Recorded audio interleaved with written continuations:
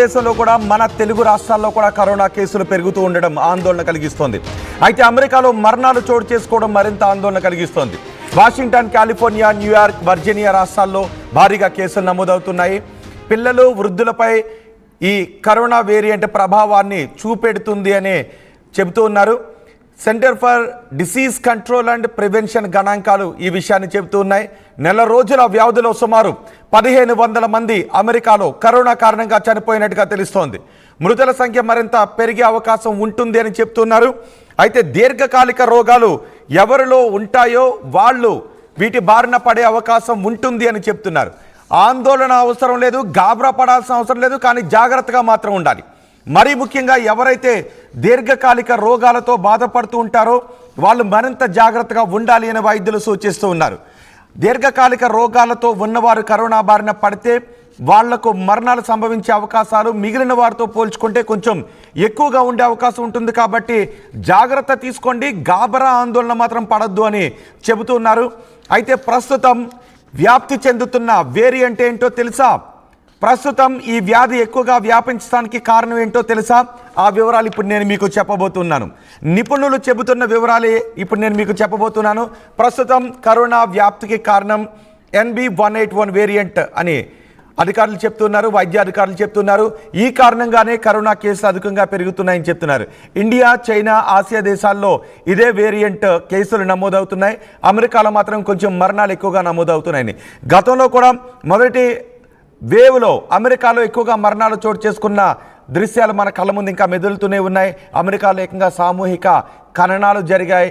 ఎవరిని ఎక్కడ ఖననాలు చేస్తున్నారో తెలియని పరిస్థితుల్లో అప్పుడు అమెరికా ఉంది. శ్మశానాలు కూడా దొరకని పరిస్థితి అమెరికాలో ఉంది అంటూ ప్రపంచవ్యాప్తంగా పెద్ద ఎత్తున ఆందోళన వ్యక్తం చేసిన సందర్భం కూడా మనం చూడొచ్చు. 2019, 2021 సంవత్సరాల్లో ఈ కరోనా అమెరికాను ఏ విధంగా అతలాకుతలం చేసింది, అమెరికా మాత్రమే కాదు ప్రపంచవ్యాప్తంగా ఏ విధంగా అతలాకుతలం చేస్తుందో మన కళ్ళ ముందు ఇంకా మెదులుతూనే ఉన్నాయి. అందుకే కరోనా అంటే మరోసారి ప్రపంచం భయపడుతోంది. అయితే ప్రస్తుతం నమోదవుతున్న కేసులు NB181 వేరియంట్ కారణంగా నమోదవుతున్నాయి. ఆందోళన, గాబరా అవసరం లేదు, కానీ ఖచ్చితంగా మాత్రం జాగ్రత్తలు పాటించాలి అని వైద్యాధికారులు సూచిస్తూ ఉన్నారు. మా ప్రతినిధి మధు ఉన్నారు పూర్తి సమాచారం అందించడానికి. మధు, భారతదేశంలో తెలుగు రాష్ట్రాల్లోనూ కేసులు నమోదవుతున్నాయి, కేసులు పెరుగుతూ ఉన్నాయి, పాజిటివిటీ పర్సంటేజ్ కూడా పెరుగుతుంది. అదే సమయంలో అమెరికాలో మరణాలు చోటు చేసుకోవడంపై ఆందోళన వ్యక్తమవుతోంది. అమెరికాలో కేసుల వ్యాప్తి ఏ విధంగా ఉంది? ఎగ్జాక్ట్లీ 350 కేసులకు పైగా నమోదై మృతి చెందినట్టుగా గుర్తించారు. కేవలం ఇది ఒక వారం రోజులనే కోవిడ్ తో మరణించినటువంటి వారి సంఖ్య కాస్త దీనిపైన ఆందోళన చెందుతా ఉన్నారు. ఈ దీంట్లో నమోదవుతున్నట్టు దాంట్లో కేసుల్లో ముఖ్యంగా చిన్నపిల్లలు, వృద్ధులు, తర్వాత దీర్ఘకాలిక రోగులు, దీంట్లో హై రిస్క్ గ్రూప్ వారికి కరోనా సోకుతున్నట్టుగా గుర్తించారు. ముఖ్యంగా వారికే ప్రాణ సంకటంగా మారుతుందనేటువంటిది నిపుణుల ఆందోళన చెందుతున్నటువంటి పరిస్థితి ఉంది.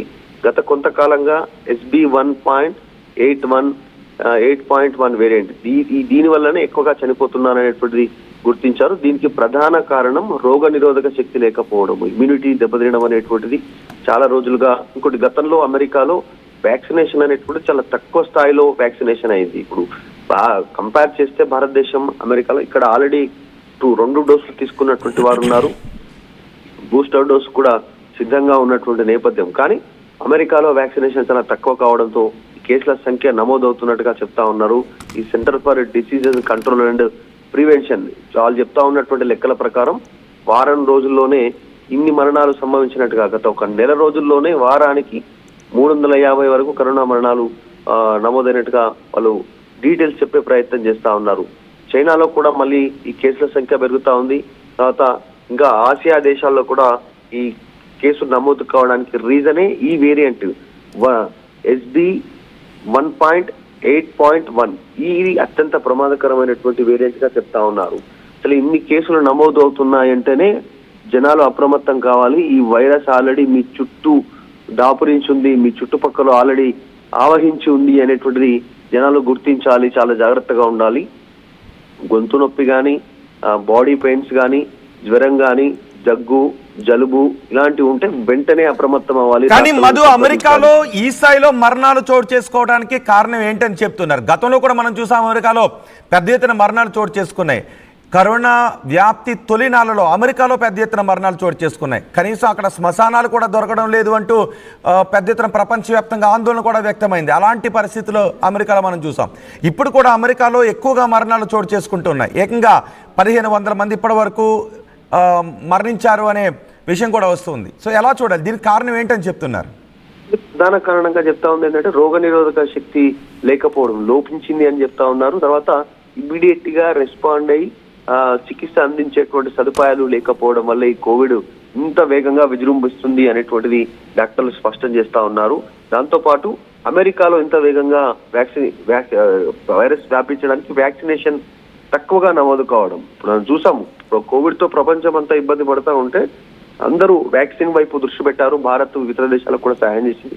ఇక్కడ మన దగ్గర 2 డోసులు తీసుకున్నాము, కాస్త వైరస్ తగ్గుముఖం పట్టింది, ఇమ్యూనిటీ పెరిగింది, వైరస్ తో పోరాడేటువంటి శక్తి వచ్చింది. కానీ అమెరికాలో చాలా తక్కువ మేర వ్యాక్సినేషన్ నమోదు కావడం అనేటువంటి చూసాం.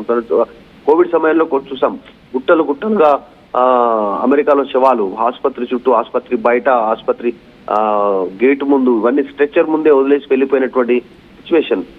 ఇలాంటి పరిస్థితే దీనికి ప్రధాన కారణంగా భావిస్తా ఉన్నారు డాక్టర్లు. ఇమ్యూనిటీ తర్వాత సదుపాయాలు లేకపోవడం అనేది చెప్తా ఉన్నారు.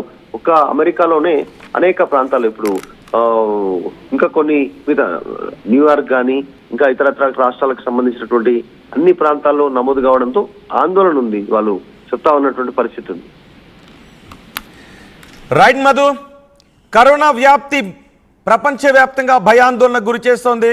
2019, 20, 21, 22 సంవత్సరాల్లో కరోనా ప్రపంచాన్ని ఏ విధంగా అతలాకుతలం చేసిందో, ఏ విధంగా చీకటిలోకి నెట్టేసిందో మనం చూసాం.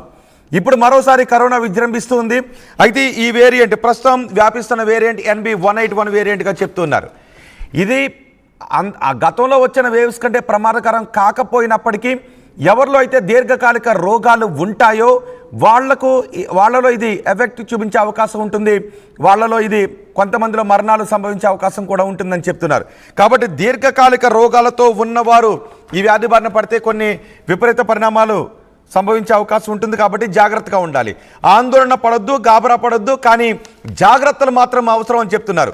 అమెరికాలో వందల సంఖ్యలో కేసులు, అమెరికాలో వందల మరణాలు చోటు చేసుకుంటున్నాయి. ఇప్పటికే 1300కు పైగా మరణాలు చోటు చేసుకున్నట్టుగా తెలుస్తోంది. దీంతో ఆందోళన వ్యక్తమవుతుంది. అమెరికాలో ఈ స్థాయిలో మరణాలు సంభవించడానికి కారణం ఇమ్యూనిటీ తక్కువగా ఉండడం, హెర్డ్ ఇమ్యూనిటీ లోపించడం అని కూడా చెప్తూ ఉన్నారు.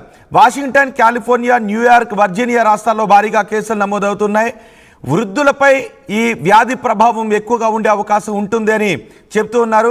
Centre for disease control and prevention గణాంకాలు ఈ విషయాన్ని చెప్తూ ఉన్నాయి. నెల రోజుల్లో సుమారు 1500 మంది మృతి చెందినట్టుగా తెలుస్తోంది.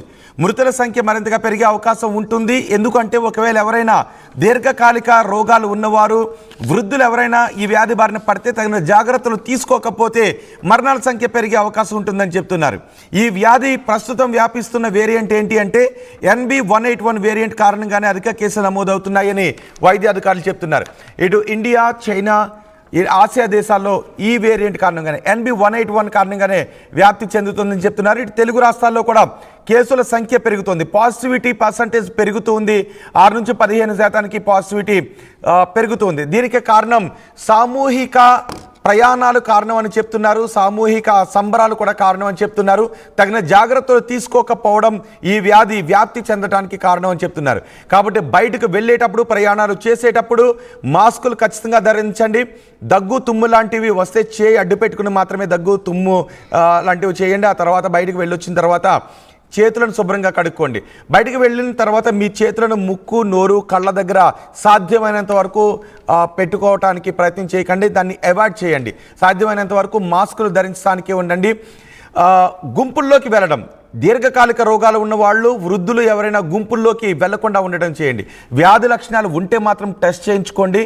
ఎక్కడైనా ఈ వ్యాధి సోకుతున్న దేశాల నుంచి వచ్చిన వాళ్ళు ఉంటే వాళ్ళు హోమ్ క్వారంటైన్ కావడం మంచిదని చెప్తున్నారు.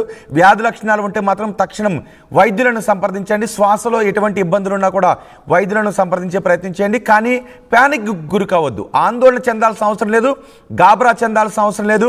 అలాంటి మారణహోమాన్ని సృష్టిస్తున్నటువంటి సమయంలోనే అలాంటి పెద్ద పెద్ద వేవ్స్నే ఇండియా ఎదుర్కొని బయటపడింది. ఇప్పుడు ఇది పెద్దగా ప్రాణాంతకం కాకపోయినా కొంత జాగ్రత్తలు తీసుకోవాల్సినటువంటి అవసరం ఉందని వైద్యులు సూచిస్తున్నారు. కాబట్టి మనం తీసుకునే జాగ్రత్తలతో ఈ వ్యాధిని కట్టడి చేయొచ్చు. ప్రపంచం అంతా కూడా ఇబ్బంది పడుతున్న సమయంలో కూడా భారతదేశంలో మనం ఈ వ్యాధిని మిగిలిన ప్రపంచ దేశాలతో పోల్చుకుంటే చాలా వరకు మనం కట్టడి చేయడంలో ముందే ఉన్నాం. కాబట్టి ఇప్పుడు కూడా మనం జాగ్రత్తలు తీసుకుంటే ఈ వ్యాధిని కట్టడి చేయొచ్చు. ముఖ్యంగా ఇమ్యూనిటీని పెంచే ఆహార పదార్థాలు తీసుకోండి. పొగ తాగటానికి కొంచెం దూరంగా ఉండండి. మీ కుటుంబ సభ్యులు ఎవరైనా పొగ తాగే అలవాట్లు ఎక్కువగా ఉంటే, చైన్ స్మోకర్స్ అయి ఉంటే వాళ్ళ చేత మీరు ఆ పొగ తాగడాన్ని మాన్పించే ప్రయత్నం చేయండి. సో బ్యాడ్ హ్యాబిట్స్ ఏవైనా ఉంటే వాటికి దూరంగా ఉండండి. ఇమ్యూనిటీని పెంచుకునే ప్రయత్నాలు చేయండి. గాబరా ఆందోళన పడద్దు. వ్యాధి లక్షణాలు ఉంటే మాత్రం వైద్యులను